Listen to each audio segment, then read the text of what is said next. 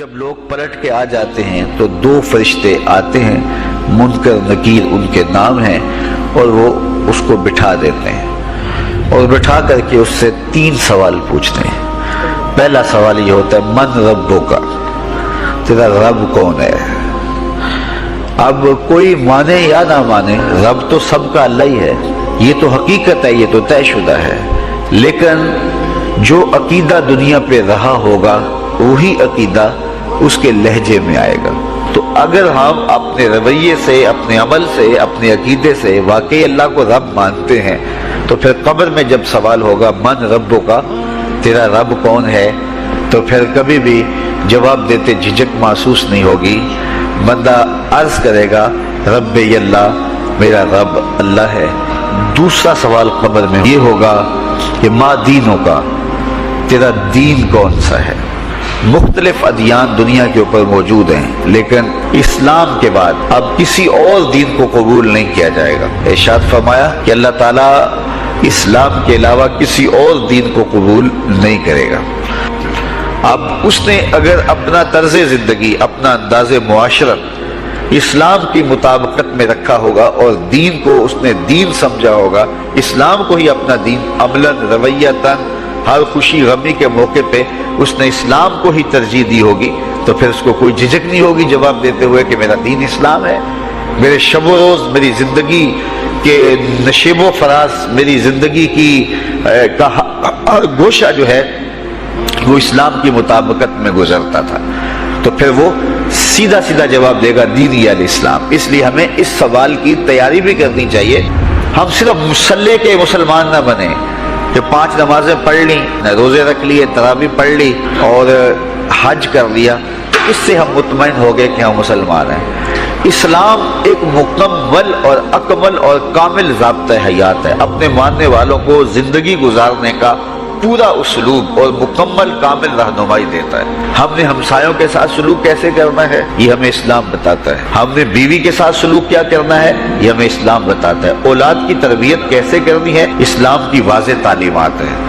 हमने सफर करना है तो अंदाजे सफर क्या होना चाहिए इस्लाम ने हमें बताया। कारोबार करना है तो हमें अल्लाह उसके रसूल ने वाज़ेह, दो टोक और सीधे सीधे अहकाम दिए हैं कि तुम जब कारोबार करो तो तुम इस अंदाज के साथ कारोबार करो, कम नहीं तोलना, कम नहीं नापना, झूठी कसम नहीं खानी, सूद नहीं लेना, मिलावट नहीं करना, एक एक चीज वो इस्लाम ने हमें फराहम की हुई है। तो पूरा दीन जो है जब हम इख्तियार करेंगे, हमारे रवैये, हमारा तर्ज जिंदगी, हमारा अंदाज़े मुआशरत जब दीन इस्लाम के मुताबिक होगा तो कब्र में इस सवाल का जवाब देना हमारे लिए कोई मुश्किल नहीं होगा। और अगर हमारा तर्ज जिंदगी कुछ और तरह का होगा तो क्या सिर्फ ये कह दे कि हम मुसलमान हैं, ये तो फिर एक काफिर भी कह सकता है कि मेरा दीन इस्लाम है, एक मुनाफिक भी कह सकता है कि मेरा दीन इस्लाम है। लेकिन ऐसा नहीं होगा। जो हमारी कैफियत कल्ब होगी कब्र में उसका जवाब उसकी मुताबिकत में आएगा।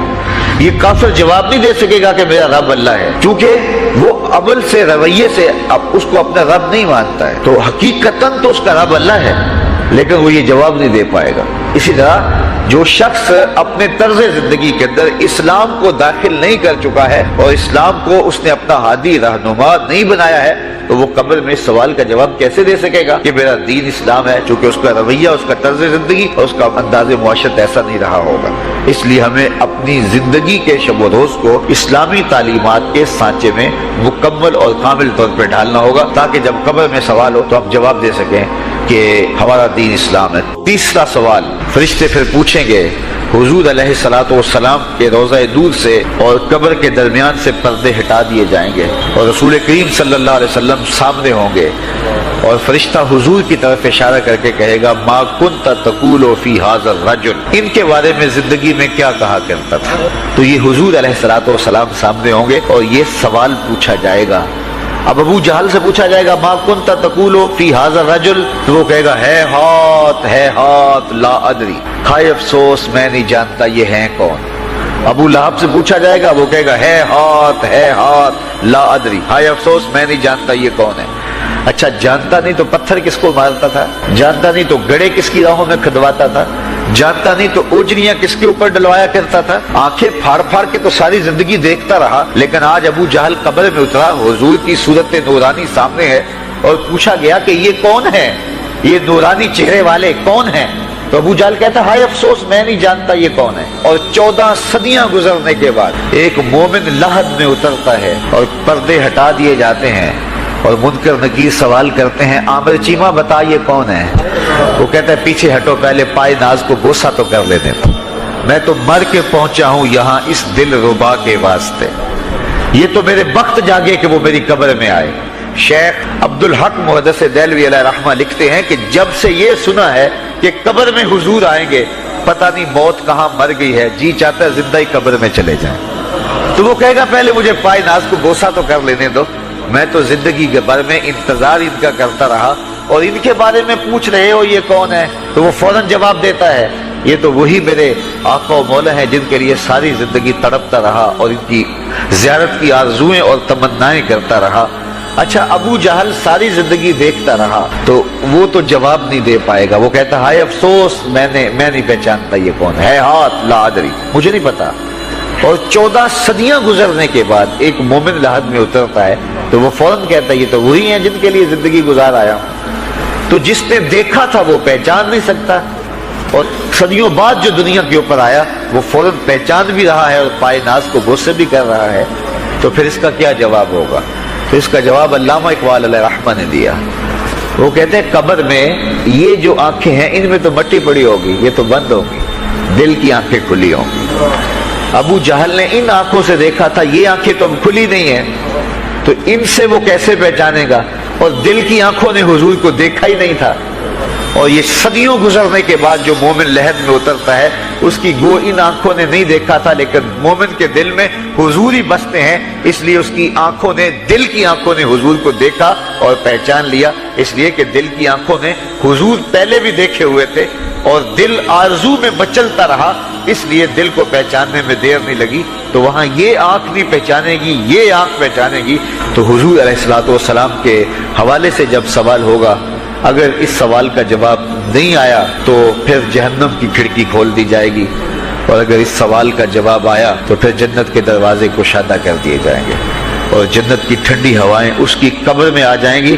بلکہ حدیث میں آتا ہے اسے کہا جائے گا کہ نم کنومت العروس, ایسے سو جا جس طرح دلہن سوتی ہے. اور وہاں سے لے کر کے حشر تک کا سفر جو ہے اس کے لیے بہت لمبا سفر نہیں ہوگا. وہ ایسے ہوگا کہ جو ہے وہ ایک خوبرو کے گلے سے ہار گرے گا اور وہ موتی ٹوٹ کے گر جائیں گے اور وہ اس کو چننے میں مصروف ہو جائے گا. اب یہ سارے موتی چن نہیں پائے گا کہ قیامت آ جائے گی. یہ مومن کے لیے اللہ نے آسانی رکھی, 50,000 سال کا دن ہوگا یوم محشر, لیکن جو مومن ہوگا اس کے لیے حشر کا اتنا بڑا دن ایسے ہوگا جتنا عصر کا وقت ہوتا ہے. تو اتنے فتح مکہ کا دن ہے. آپ جانتے ہیں کہ حضور کے پیچھے ایک بچہ بیٹھا تھا, حضور کا ردیف, جو خوشی سے اچھلتا تھا. بڑی خوشی کا دن تھا, لیکن میرے حضور کا سر عجز سے جھکا ہوا تھا, حتیٰ کہ امامے کا کور اونٹنی کی کوہان کے ساتھ لگتا تھا. لیکن وہ بچہ تھا, نو عمر تھا, وہ اچھلتا تھا خوشی سے, تو حضور سے روکتے تھے, پھر وہ اچھلتا تھا, پھر روکتے تھے. وہ بچہ کون تھا؟ تاریخ میں ڈھونڈے, نواسا نہیں ہے, کسی انصاری سردار کا بیٹا نہیں ہے, کسی قریشی سردار کا بیٹا نہیں ہے, حضور کے خاندان کا کوئی فرد نہیں ہے. ہم نے تاریخ ڈھونڈی تو وہ حضور کے آزاد کردہ غلام اور منہ بولے بیٹے زید بن حارثہ کا بیٹا اسامہ بن زید ہے. فتح مکہ کے دن اپنے ساتھ جس کو بٹھایا وہ غلام زادہ تھا. دنیا کو بتایا محمد عربی غلاموں کو عزت دینے آیا ہے. ایک غلام کو یہاں اپنے ساتھ سواری پہ بٹھایا, دوسرے کو کعبے کی چھت پہ چڑھا دیا. بلال حبشی کو کہا یہاں کھڑے ہو کے اذان پڑھو. اللہ اکبر. کہاں بلال مکے کی گلیوں میں ظلم اور جبر, جور اور زیادتی کا شکار ہوتے تھے. چکی پسوائی جاتی تھی اور جسم میں میخیں ٹھونکی جاتی تھیں, اور ذلت اور رسوائی کے گڑے میں ان کو دھکیل دیا تھا کفار نے. آج وہی غلام, وہی بلال کعبے کی چھت پہ کھڑا ہو کے اذان دے رہا ہے. اللہ اکبر. میں یہاں کھڑے ہو کے اذان دوں تو رخ کروں گا قبلے کی جانب, اور جب کعبے کی چھت پہ کھڑا ہوں تو پھر جدھر رخ کروں ادھر ہی تو قبلہ ہوگا. اب بلال اذان دے رہے ہیں, رخ کدھر کیا؟ حضور طواف کر رہے تھے, بلال اذان دے رہے تھے, جدھر جدھر حضور پھرتے وہ بھی رخ پھیرتے چلے جاتے.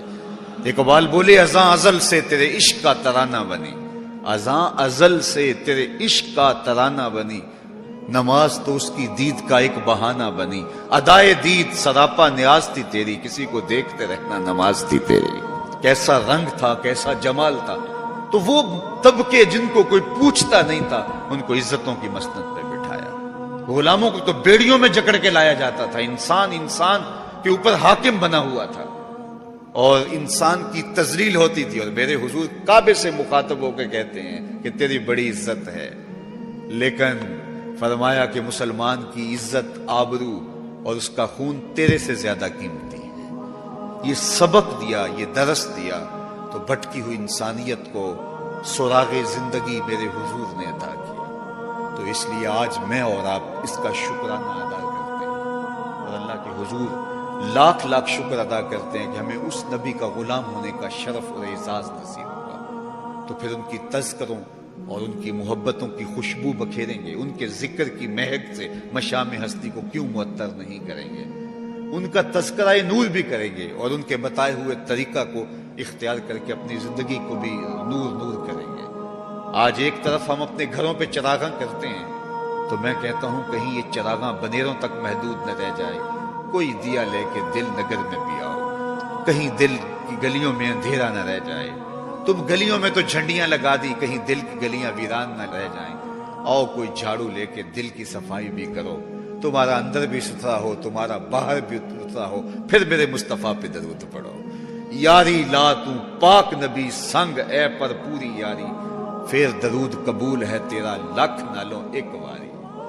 ان کا طرز زندگی روح میں جذب کر لیجئے، ان کے بتائے ہوئے طریقوں کو اپنی زندگی میں اتار لیجئے۔ تو ہم اگر اپنی پہچان حضور کے نام سے کرواتے ہیں اور ہماری ساری پہچان ہے ہی ان کے نام سے، تو پھر ہمارا عمل بھی اس کی گواہی دے، ہمارا رویہ بھی اس کی گواہی دے، ہمارا طرز زندگی بھی اس کی گواہی دے۔ آج بھی اگر اسلام کا دامن پکڑو، وَأَنْتُمُ الْأَعْلَوْنَ إِن كُنتُم مُؤْمِنِينَ، میرے رب نے وعدہ دیا ہے، کافر لگتے کیا ہیں، تم مومن بن کے دکھاؤ، عزتوں کا تاج تمہارے سر پہ رہے، لیکن تم تن آسان ہو، تم خواہشات کے بندے بن گئے ہو، آرزوؤں کے غلام بن گئے ہو، اور نعمتیں وہ مانگتے ہو جو بدر اور احد کے صحابہ کو عطا کی گئی۔ کہاں کیسے تمہیں وہ نعمتیں ملیں گی؟